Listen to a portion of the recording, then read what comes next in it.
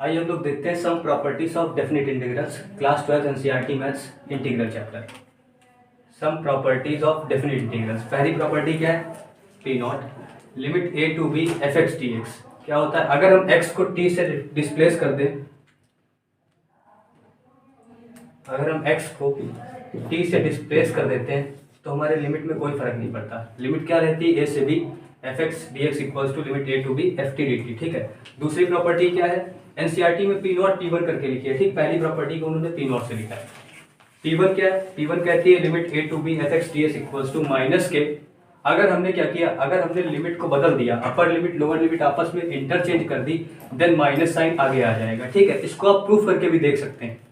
ठीक है, ऐसे अगर हमने भाई इसको सॉल्व कर कैसे करते हैं? पहले क्या रखते हैं? Upper limit minus lower limit. ठीक है, अगर हम इस चीज से माइनस कॉमन ले लें तो अंदर क्या बच जाएगा? एफ ए माइनस के एफ बी। तो देखिए माइनस साइन आ गया कि नहीं? अब इसको सॉल्व करेंगे तो वही चीज।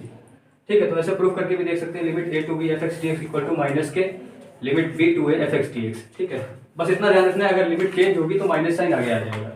देन पी टू क्या है? A to b limit a to b f x d x equals to. अब देखिए इसका मतलब क्या है कि बीच में कोई नंबर, जैसे इसका एग्जांपल ले लेते हैं, सपोज दैट 1 2 3। हमें लिमिट लेनी है 1 2 3। ये हमारी लोअर लिमिट 1 है और अपर लिमिट क्या है? 3 है। तो हमने ब्रेक कर लिया, जैसे 1 से 2 एंड 2 से 3।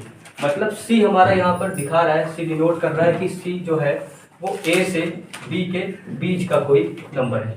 ए या सी, ए और बी के बीच का कोई नंबर है। ठीक है, तो लिमिट इस हिसाब से ब्रेक कर लेंगे। Limit a to b f x d x equals to a to c f x d x plus c to b f x d x. ठीक है, अगली property P3 number, limit a to b f x d x equals to क्या लिखते हैं? F of a plus b minus x d x. ठीक है, limit add करके जिसमें आप प्रॉपर्टी लगा सकते हैं, जैसे अगर एफ एक्स दिया हुआ है साइन एक्स और लिमिट हमारी दी है 0 से पाई, तो क्या लिख देंगे? Sine pi plus 0 minus x. ठीक है, अभी इसके बाद हम क्वेश्चन सॉल्व कराएंगे तो उसमें क्लियर हो जाएगा। P3 क्या है? A to b f x d x equals to a to b f a plus b minus x d x. अब प्रॉपर्टी नंबर 4 क्या है? P4 0 to a f x d x equals to 0 to a f of a minus x. ये property आपकी कौन सी? Property number 4। अब 3 property और बची है, मोस्ट इंपॉर्टेंट प्रॉपर्टीज हैं। ठीक है, ये बेसिक प्रॉपर्टीज कुछ हो गई हैं। अब आगे बात कर लेते हैं नेक्स्ट प्रॉपर्टीज की। चलिए बात करते हैं प्रॉपर्टी नंबर 5 P5। P5 क्या है? 0 to 2a f x d x, 0 to 2a f x d x equals to क्या हो जाएगा? 0 से a f x d x plus 0 से a f two a minus x. इसको ब्रेक कर लिया। ठीक है, कैसे? 0 से a f x d x, फिर 0 से a f two a minus x d x. ठीक, P6 क्या हो जाएगी? मोस्ट इंपॉर्टेंट प्रॉपर्टी है, 0 to 2a f x d x equals to if. अब हमें चेक करना पड़ेगा क्या? F two a minus x equals to, अगर एफ एक्स है तो हमारा 2 टाइम्स हो जाएगा, या जहां लिमिट मल्टीप्लाई में 2 लिखा हुआ था वो आगे आ जाएगा। ठीक है, 2 times of F x d x. इसको चेक करना पड़ेगा। अगर यहाँ सपोज दैट साइन एक्स होता है, अगर यहाँ साइन एक्स है और यहाँ पर 2 पाई लिमिट लगी हुई है, तो साइन 2 पाई माइनस एक्स कितना हो जाएगा? Sine 360 minus theta. Sine 360 minus theta किस क्वाड्रेंट में पहुंच जाएगा? बताओ जरा। क्वाड्रेंट होते हैं फर्स्ट सेकंड थर्ड फोर्थ। इसमें क्या आता है? 90 minus theta, 90 plus theta, 180, 90 minus theta, 90 plus theta, 180 minus theta, 180 plus theta और 360 माइनस थीटा। तो 360 माइनस थीटा में A S T C cos plus का रहता है, बाकी साइन माइनस का रहता है। तो हमें पता चल रहा है f two a minus x minus f x आ रहा है, तो हम उसकी डायरेक्ट वैल्यू क्या लिख देंगे? 0। अगर यहाँ साइन एक्स होता है और लिमिट 0 टू 2 पाई लिखिए तो डायरेक्ट वैल्यू क्या हो जाएगी? 0। इसी तरह प्रॉपर्टी नंबर 7 क्या है?